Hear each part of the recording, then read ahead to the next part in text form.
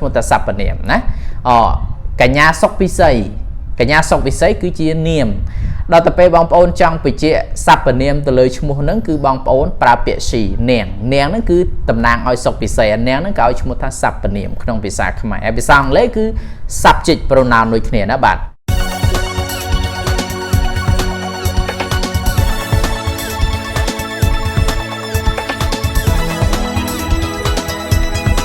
អូខេសួស្តីបងប្អូនប្រិយមិត្តរៀននៅភាសាអង់គ្លេសបាទថ្ងៃនេះវិលមកជួបផ្សាយជាថ្មីហើយខ្ញុំយកប្រភេទនៃការប្រើប្រាស់ពាក្យណាបងប្អូនដោយបងប្អូនធ្លាប់សរសេរឬក៏បងប្អូនធ្លាប់អានតែងតែឃើញហើយដោយពាក្យ I me my myself អញ្ចឹងទៅ you your yourself អញ្ចឹងទៅហើយអាហ្នឹងខ្ញុំបានរៀនបានបង្រៀនបងប្អូនពីវីដេអូឃ្លីបមុនណាបងប្អូនអំពី I me my myselfនៅក្នុងវីដេអូឃ្លីបនេះខ្ញុំបរៀនបងប្អូនបន្តទៀតគឺពាក្យ he ពាក្យ him ពាក្យ his and himself អញ្ចឹង function របស់វា he នេះគឺមានន័យថាដើរតួជា subject ហើយពាក្យ him ដើរតួជា object ហើយពាក្យ his វាដើរតួពាក្យ his សរសេរថា the same spelling but different function and different meaningsមានន័យថាពាក្យនេះយើងអាចប្រើជា subject pronoun វាមាន object pronoun ហើយមាន possessive adjective ហើយនិង possessive pronoun ពាក្យ himself ក៏ឲ្យឈ្មោះថា reflective pronoun មានន័យថាសព្វនាមដែលឆ្លុះបញ្ចាំងអំពីខ្លួនឯងណាបាទអូខេហើយពាក្យ she ក៏ដូចគ្នាដែរណាបងប្អូន she គឺដើរតួជា subject pronoun ពាក្យថា pronoun មានន័យថាសព្វនាមណាបងប្អូនសព្វនាមពាក្យថាសព្វនាមមានន័យថាអ្វីណាដែលជំនួសឲ្យនាមណាបងប្អូនឧបមាថាឆ្កែអញ្ចឹងគឺជានាមមួយហើយដល់ទៅពេលយើងប្រើពាក្យសព្វនាមវាហ្នឹងក៏ឲ្យឈ្មោះថាសព្វនាមណាកញ្ញាសុកពិសីគឺជានាមដល់ទៅពេលបងប្អូនចង់បញ្ជាក់សព្វនាមទៅលើឈ្មោះហ្នឹងគឺបងប្អូនប្រើពាក្យ she នាងហ្នឹងគឺតំណាងឲ្យសុកពិសីនាងហ្នឹងក៏ឲ្យឈ្មោះថាសព្វនាមក្នុងភាសាខ្មែរហើយភាសាអង់គ្លេសគឺ subject pronoun ដូចគ្នាណាបាទដល់ពេល her នេះគឺ the adjective function also in English grammar her នេះដើរតួជាមួយក៏ឲ្យឈ្មោះថា object pronoun ទី1ទី2ក៏ឲ្យឈ្មោះថា possessive adjective ដល់ពេល hers ហ្នឹងគឺ possessive pronoun ហើយ herself ក៏ឲ្យឈ្មោះថា reflective pronoun បាទពាក្យ it នេះគឺtwo spellings the same spelling but different meaning អញ្ចឹងពាក្យថា it នេះគឺវាដើរតួពីរបែបដែរសរសេរដូចគ្នាក៏ប៉ុន្តែអត្ថន័យ function របស់វាតួនាទីរបស់វាមានពីរបែបទី1ក៏ឲ្យឈ្មោះថា subject pronoun ទី2ក៏ឲ្យឈ្មោះថា object pronoun ណាទី1 subject ទី2 object ដល់ពេល it នេះអត់មាន it is ណាបងប្អូន say its ជាប់គ្នាហ្នឹងវាដើរតួ function របស់វាពីរដែរទី1ក៏ឲ្យឈ្មោះថា possessive adjective ទី2ក៏ឲ្យឈ្មោះថា possessive pronoun ហើយ itself ក៏ឲ្យឈ្មោះថា reflective pronoun មួយទៀតពាក្យ we ណាបងប្អូន we នេះគឺដើរតួជា subject pronoun មានន័យថាពួកយើងណា us ហ្នឹងគឺឲ្យឈ្មោះថា object pronoun ហើយពាក្យ our បាទពាក្យ our ហ្នឹងគឺយើងដើរតួទៅមួយទៅគឺឲ្យឈ្មោះថា possessive adjective ហើយ ours ក៏ឲ្យឈ្មោះថា possessive pronoun ហើយ ourselves reflective pronoun បាទហើយពាក្យ they ណាបងប្អូន they ហ្នឹងក៏ឲ្យឈ្មោះថា subject pronoun ហើយពាក្យ them ហ្នឹងក៏ឲ្យឈ្មោះថា object pronoun ហើយពាក្យ their ក៏ឲ្យឈ្មោះថា possessive adjective ហើយពាក្យ theirs ក៏ឲ្យឈ្មោះថា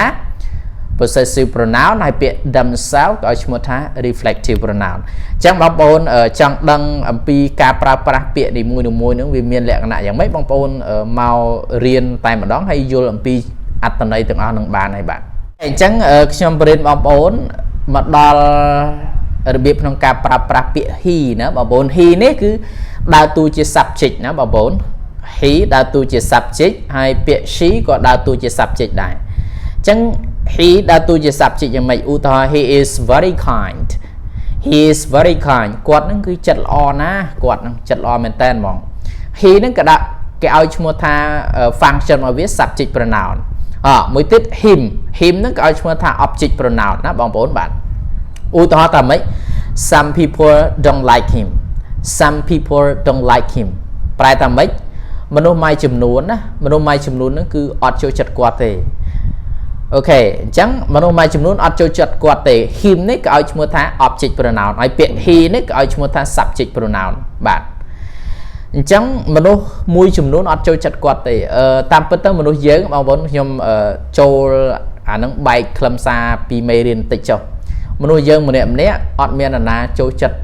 100នាក់ទាំង100នាក់ទេសូម្បីព្រះអាទិត្យណាសូម្បីព្រះអាទិត្យប្រច័នណា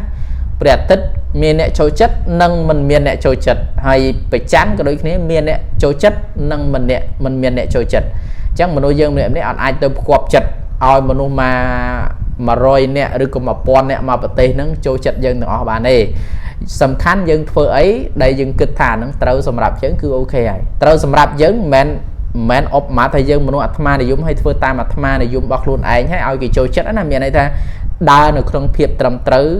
ដែលពិភពលោកឬក៏មនុស្សទូទៅគេទទួលស្គាល់បើយើងដើរក្នុងភាពត្រឹមត្រូវដែលមនុស្សពិភពលោកឬក៏មនុស្សទូទៅគេទទួលស្គាល់ហើយមនុស្ស4 10នាក់ឬក៏មនុស្សរាប់នាក់ក៏ដោយនៅពេលដែលគេមិនចូលចិត្តយើងអត់ខ្វល់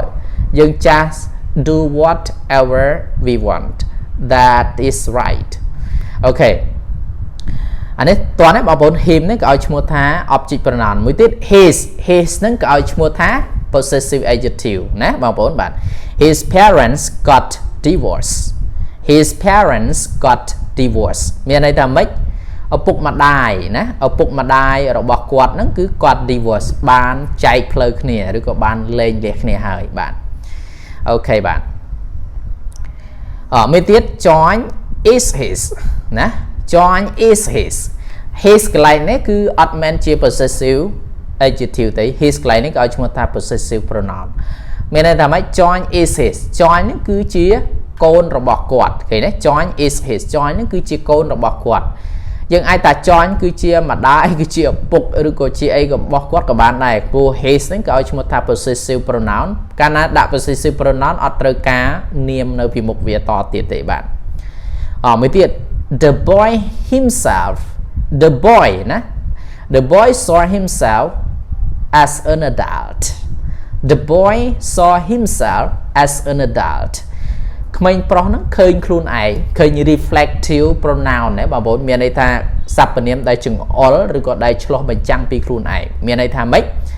the boy saw himself មានន័យថាក្មេងប្រុសហ្នឹងឃើញខ្លួនឯង as an adult ដូចជាមនុស្សធំអញ្ចឹងដូចជាក្មេងជំទង់អញ្ចឹង himself កន្លែងនេះក៏ឲ្យឈ្មោះថា reflective pronoun បាទទៅមុខទៀតបាទឥឡូវយើងមកដល់ she ម្ដងអានេះតាមពិត sh សំឡេងវា sh ណាបងប្អូន she needs a man នាងហ្នឹងគឺត្រូវការបរិះម្នាក់ដែលយល់ចិត្តយល់ថ្លើមអញ្ចឹងទៅណាបងប្អូន she needs a man នាងត្រូវការបរិះម្នាក់អញ្ចឹង she កន្លែងនេះដោយតួជា subject pronoun ណាបងប្អូន Dara loves her Dara loves her Dara ហ្នឹងស្រឡាញ់នាងណាស់ her កន្លែងនេះដើរតួជា object pronoun ចឹង her life is badly off បាទ her life is badly off her life នេះជីវិតរបស់នាងណាជីវិតរបស់នាង is badly off គឺតោកយ៉ាសបើមបងប្អូន her life is badly off មានន័យថាជីវិតរបស់គាត់នឹងយ៉ាប់យ៉ឺនណាតោកយ៉ាយ៉ាប់យ៉ឺនខ្លាំងណាបងប្អូន her life is badly off ចឹង her កន្លែងនេះក៏ឲ្យឈ្មោះថា possessive adjective ណាបងប្អូន her life is badly off ជីវិតរបស់នាងនឹងគឺយ៉ាប់យ៉ឺនខ្លាំងហ្មងបាទJohn is her John is her John ហ្នឹងគឺជាមិត្តប្រុសរបស់នាង her កន្លែងនេះក៏ឲ្យឈ្មោះថា possessive pronoun ណាបាទ John is her John ហ្នឹងគឺជាមិត្តប្រុសរបស់នាង she herself បាទ she herself has not obeyed the regulation បាទ she herself has not obeyed the regulation មានន័យថាខ្លួននាងផ្ទាល់កន្លែងហ្នឹងគឺ reflective pronoun herself ក៏ឈ្មោះ reflective pronoun ខ្លួននាងផ្ទាល់ហ្នឹងមិនបានគោរព has not obeyed មិនបានគោរព the regulation បទបញ្ញត្តិឡើយមានន័យថាអត់បានគោរពបទបញ្ញត្តិរបស់ស្ថាប័នរបស់ក្រុមហ៊ុនអីចឹងណាបងប្អូនបាទឥឡូវបងប្អូនមករៀនពាក្យ it ណា it នេះគឺដើរតួជា subject pronoun ណា it is very important it is very important មានន័យថារឿងហ្នឹងឬក៏របស់ហ្នឹងគឺវាមានសារៈសំខាន់ណា it's very important bỏ nó cứ miên giả sầm khăn á don't touch it don't touch it don't touch it ta mấy con chặt về nè it lại nó cứ đào túi chỉ object nè object pronoun hay it ở khang lớn nó cái đào túi chỉ subject pronoun nè don't touch it con chặt về people should learn its steps nè people should learn its steps miền này ta mấy mình này á rồi có chia chốn các bạn nhưng phải tầm mình này nó cu từ riêng làm pi chùm hiến it's cái này nó cứ tầm nang oi ai muối nó không tham bán mà như pi tham bán cái pra it's nè bạn bong bóng bạn trong mình này nó cu từ riêng làm pi nè riêng pi chùm hiến it's step rồi bỏ về riêng pi chùm hiến trong ca bị vượt luôn ai chỉ làm trong it's cái này nó cứ chiaประเภทใน possessive adjective นะបងប្អូនបាទ step lạiនេះប្រែថាជំហានណាបងប្អូនបាទវាសនា is its ណាវាសនា is its វាសនាហ្នឹងគឺជារបស់វាអាចថាជារបស់សត្វអីមួយរបស់អីមួយអញ្ចឹងណាបងប្អូន its កន្លែងហ្នឹងគឺដើរតួជា possessive pronoun ម្ដងបាទ the cat itself is very smart since it can avoid dangerous things but the cat itself is very smart since it can avoid dangerous things មានន័យថាឆ្មាខ្លួនវាផ្ទាល់ណា cat itself ហ្នឹងខ្លួនវាផ្ទាល់ណាឆ្មាខ្លួនវាផ្ទាល់ហ្នឹងគឺឆ្លាតមែនតើ is very smart ឆ្លាតមែនតើ since it can avoid ដោយសារតែឆ្មាហ្នឹងអាចគេចផុតណា avoid ហ្នឹងប្រែថាគេចផុត dangerous thing ពីរបស់គ្រោះថ្នាក់អញ្ចឹង itself កន្លែងនេះគេឲ្យឈ្មោះថា reflective pronoun តើណាបងប្អូនបាទឥឡូវចូលមកដល់ពាក្យ we ម្ដងណា we function របស់វាខ្ញុំបានបង្ហាញបងប្អូនពីខាងដើមហើយ function របស់វាមានច្រើនបែបណាអញ្ចឹង we ទីនេះដើរតួជា subject pronoun មានន័យថាប្រធានណា we are the same staffs we are the same staffs ពួកយើងទាំងអស់គ្នាហ្នឹងគឺសុទ្ធតែជាបុគ្គលិកដូចគ្នាទេ we are the same staff ពួកយើងទាំងអស់គ្នាសុទ្ធតែជាបុគ្គលិកទាំងអស់គ្នាទេclients came to hire us for help clients came to hire us for help បាទមានន័យថាម៉េចអតិថិជនឬក៏កូនក្តីណាអតិថិជនហ្នឹងគឺបានមកពឹងពាក្យយើងឲ្យជួយអីមួយណាបាទអញ្ចឹង came គឺ past tense ណា us កន្លែងហ្នឹងដើរតួជា object pronoun មានន័យថាកម្មបទណាសព្វនាមកម្មបទណាបងប្អូនបាទour computer is working now our computer is working now our កន្លែងនេះគឺដើរតួជា possessive adjective computer មានន័យថា computer របស់ពួកយើងគឺកំពុងតែដំណើរការហើយឥឡូវនេះ is working now គឺកំពុងតែដំណើរការហើយឥឡូវនេះបាទsafe បាទ safe stole our last night safe stole our last night ចឹង hours បងប្អូនឃើញពាក្យ hours ណា hour កន្លែងនេះដើរតួជា possessive pronoun ណាមានន័យថាពពួកចោលឬក៏ចោលហ្នឹងបានលួចណាបានលួចទ្រព្យសម្បត្តិរបស់យើងកាលពីយប់មិញ last night បាទ we ourselves must cooperate we ourselves must cooperate មានន័យថាម៉េចពួកយើងផ្ទាល់ណាពួកយើងផ្ទាល់ហ្នឹងគឺត្រូវតែសហការគ្នា we ourselves ណាពួកយើងផ្ទាល់ឬក៏ពួកយើងផ្ទាល់ណាពួកយើងផ្ទាល់ហ្នឹងគឺ must cooperate គឺត្រូវតែសហការគ្នាអញ្ចឹង ourselves កន្លែងនេះគឺដើរតួជា reflective pronoun បាទតោះណាបងប្អូនបាទឥឡូវដើរចូលមកដល់មួយទៀតគឺពាក្យ they ណាបងប្អូនthey នេះដើរតួជា subject pronoun បាទ they need your help they need your help ពួកគេនឹងគឺត្រូវការជំនួយរបស់អ្នកណាត្រូវការជំនួយពីអ្នកណាបាទ court executed the order to detain them បាទមានន័យថាតុលាការ executed ហ្នឹងគឺបានចេញណាបានចេញនៅដីកាសម្រាប់ the order ប្រែថាដីកាណាបាទតុលាការបានចេញនៅដីកាបញ្ជាឬក៏យើងប្រែថាចេញបញ្ជាភាសាខ្មែរយើងប៉ុន្តែភាសាច្បាប់របស់តុលាការ the court executed the order to detain them មានន័យថាតុលាការហ្នឹងគឺបានចេញដីកាអីគេដីកាបង្គាប់ to detain them ដើម្បីឃុំខ្លួនពួកគេ chẳng bịa them cái này đấy cứ đào tu chia object pronoun bạn tức là các bạn trên đây cả bằng quap ai không luôn phụ kể to detain them ai bằng quap ai không luôn phụ kể bạn them cái này đấy cứ đào tu chia object pronoun bạn their houses were burned last night. Their houses were burned last night. Bạn miền này ta mấy tia robot phụ kể their lại nó gọi chúng ta possessive adjective nè tia robot phụ kể nó cứ trâu ban phơi che were burned nè trâu ban phơi che ở hai ca ví dụ mình last night nè vô tai robot tàu ngày dân tới play từ mơ tia mơ ấy play lụt phơi che tao nó bao bốn bạn their houses were burned last night bạn tia robot phụ kể nó cứ trâu ban phơi che hai ca ví dụ mình bạn with it the books are theirs. The books are theirs.